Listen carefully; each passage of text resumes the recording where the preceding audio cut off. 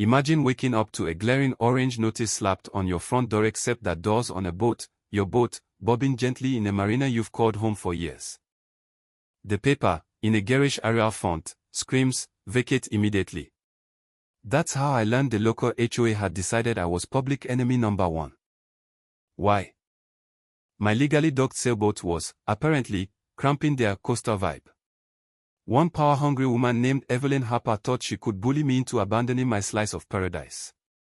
She had no idea who she was messing with. What started as a petty notice exploded into a saga of harassment, sabotage, and a twist so wild it flipped the entire game. Ever cross paths with an HOA dictator who thought they owned the universe? This story's for you. Let me take you back to where it all began. My name's Ethan Cole, 36, and for the last 4 years, I've been living the kind of life most people only dream about. I made a small fortune building mobile apps, those addictive games and niche tools that somehow rake in more cash than you'd believe. After grinding in tech for a decade, I had enough saved to buy a sleek 34-foot sailboat I named Horizon. It was my ticket out of the corporate hamster wheel, a floating haven of freedom. For 4 years, I've been docked at Serenity Cove Marina in Willow Bay, a sleepy coastal town in Oregon.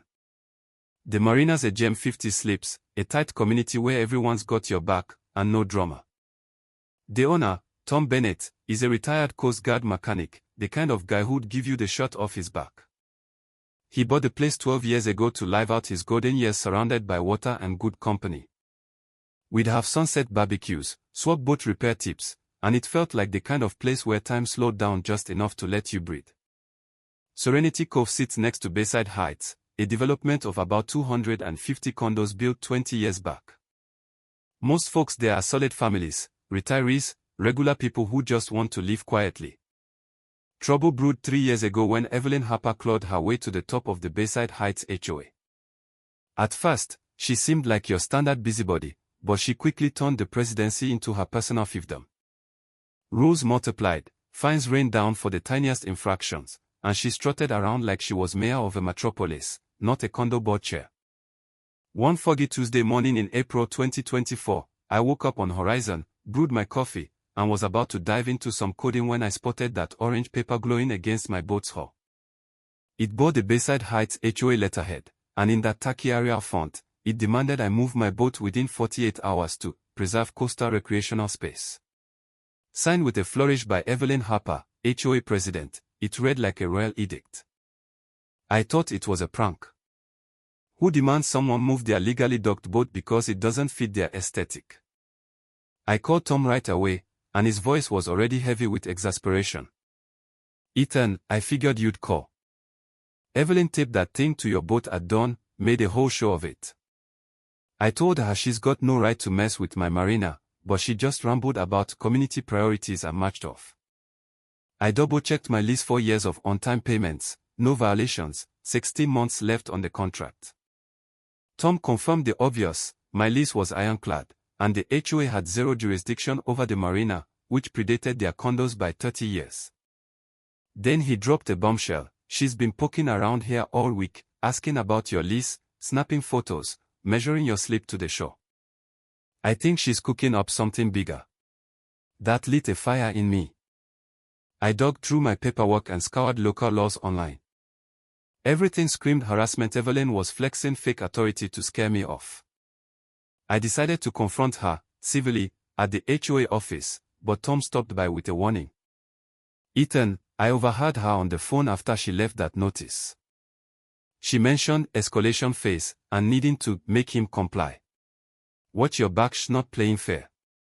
The HOA office was a stuffy corner of the Bayside Heights clubhouse, a glorified gym with a meeting room. Evelyn's car, a dented 2008 Toyota Corolla with a vanity plate reading HOA_CHF, sat out front, an ironic flex for someone acting like she ruled the coast. I'd done some digging on her. Once a high-flying real estate agent, she'd crashed hard after a messy divorce and a market slump, landing in a modest Bayside condo. The HOA gig was her new throne, a chance to reclaim the control she'd lost. Inside, Evelyn sat behind a comically oversized desk, flanked by 3 monitors like she was running NASA, not a condo board. Her red clipboard, her scepter lay within reach. "Mr. Cole, she said without looking up, I expected you'd come crawling in. Sit. I stayed standing, pulled out my phone to record, and got straight to it. Let's talk about that notice. My lease is legal, and federal maritime law says you've got no power here. Is this a misunderstanding? Evelyn's condescending smirk could have curdled milk. Mr. Cole, you don't get how communities work. Your boat's an eyesore, blocking our residents' enjoyment of the coast. Individual whims don't trump collective needs. I asked for the specific law or rule she was citing. She dodged, spouting nonsense about aesthetic harmony and resident complaints. When I pressed, she pivoted, your boat's colors clash with our coastal palette. My boat's white with grey trim standard Marina fare.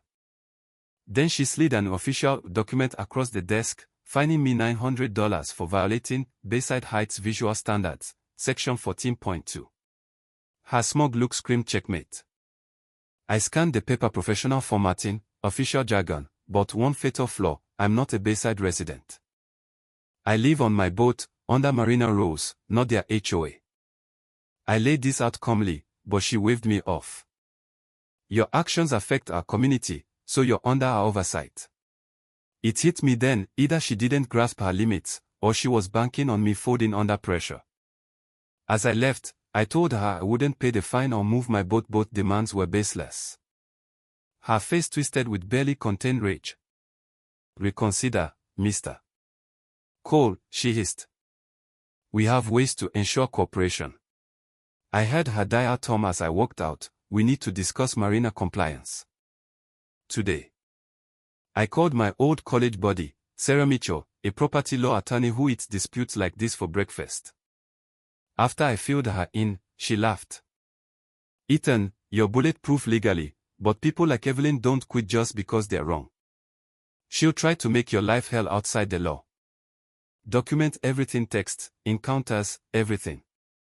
If she goes too far, we'll slap her with harassment charges. 3 days later, Tom called, voice tight. Ethan, I'm sorry, but I've got to cut your sleep's power and water. Evelyn showed up with 3 HOA goons, threatening to tank my business with a boycott, fake safety complaints, and online smear campaigns. With Lisa's medical bills piling up, I can't risk it. Lisa, Tom's wife, was fighting leukemia, and the costs were crushing them. I told Tom I'd manage, but inside, I was livid not at him, but at Evelyn's willingness to hurt innocent people to get to me. That night, I crashed a Bayside Heights HOA meeting. The room was packed, 50 residents buzzing with tension.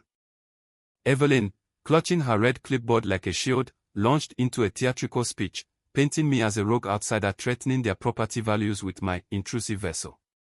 I stood up, showed my lease, and explained the HOA's lack of authority.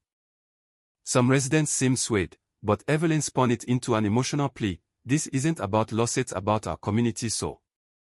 She won a 30-18 vote for stronger measures. Smirking, she announced Phase 2, suspending courtesies to me and ramping up coastal oversight.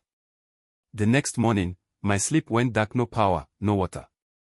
Work became a nightmare. I missed client calls and deadlines. Worse, HOA members started loitering, snapping photos of horizon, measuring distances, staring me down. It was psychological warfare, designed to break me. By week's end, Tom pulled me aside, voice low. Ethan, Lisa's condition's worse. Her doctors want a $250,000 experimental treatment insurance won't touch. I'm thinking of selling the Marina, but I'm scared Evelyn's circling. If she gets her hands on this place, it's over for everyone here. That night, under a flickering battery lantern, I saw the bigger picture.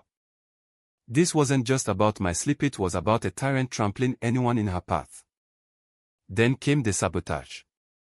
I woke to find Horizon's dock line sliced, fresh scratches on her hull, and my GPS and radio wiring fried $15,000 in damages. The police filed a report, but with no cameras or witnesses, they were stuck. Tom was furious. This is criminal, he growled, banning HOA oversight from the Marina.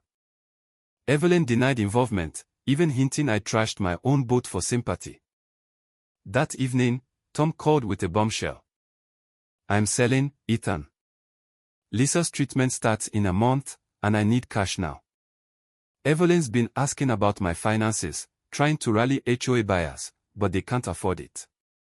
He valued the Marina at $800,000 docks, buildings, 5 acres of prime waterfront. It was profitable, with room to grow. Then it hit me. Tom, what if I buy it? Silence. You serious, Ethan? Got that kind of money? I'd struck gold with a few apps and invested wisely. No flashy cars, just a fat savings account. I could pay cash, let Tom stay on as manager with a salary and benefits, and end Evelyn's reign for good. We met Sarah the next day to draft the deal. Tom's relief was palpable. Lisa's gonna love this, he said. Knowing the Marina's safe with youth everything. Evelyn, oblivious, doubled down. A certified letter arrived, threatening legal action for disrupting coastal amenities. She posted online, urging residents to shun the Marina, and sent lackeys to loiter near my slip.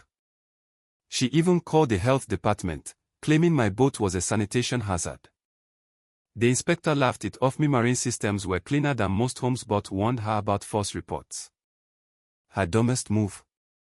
Mailing all slip renters, urging them to ditch Serenity Cove. It backfired. Most renters backed me, sick of her overreach. The purchase closed on a crisp Friday in May 2024. I wired $800,000, Tom signed the deed, and I owned Serenity Cove. Tom called Lisa, voice breaking, to schedule her treatment. That afternoon, I gathered 40 slip renters. Folks, I'm your new owner. Your leases are safe, but the HOA special fishing privileges. Done.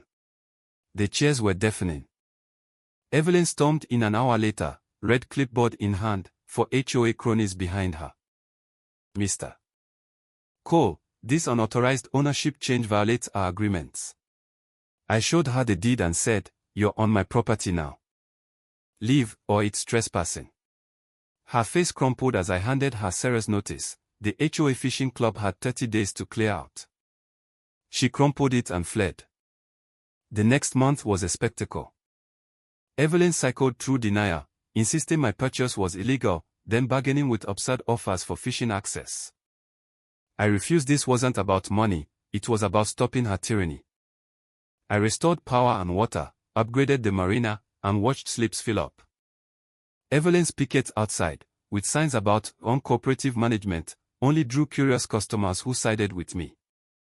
Her HOA support eroded as residents learned she'd harassed me into buying the Marina. Many apologized, some rented slips, and the community vibe soared. Lisa's treatment showed promise, lifting Tom's spirits. He threw himself into managing, hosting barbecues, and sailing trips that packed the Marina. With days left in the 30-day deadline, Evelyn offered a last-ditch deal: no more conflicts if I let the fishing club stay. I told her the issue was never fishing, it was her harassment, sabotage, and economic warfare. Trust was dead. On day 30, a defeated Evelyn loaded the fishing club's gear into a rental truck. I offered to help with a heavy cooler, catching her off guard. You ruined our community, she muttered. I reminded her I'd been a renter for years before she made me a target.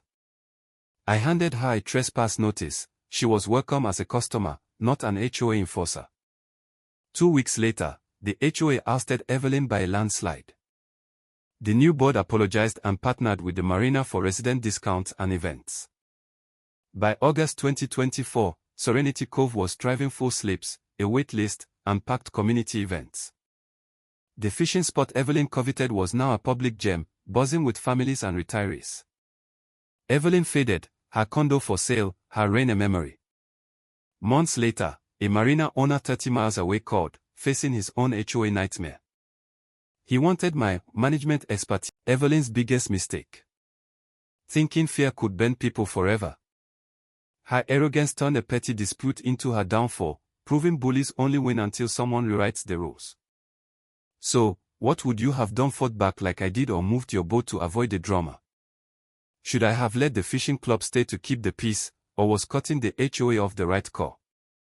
And how far is too far when an HOA oversteps? Would you buy a whole marina to win? Drop your thoughts below, hit that like button, and subscribe for more wild tales of standing up to entitled tyrants. Trust me, you won't want to miss what's next.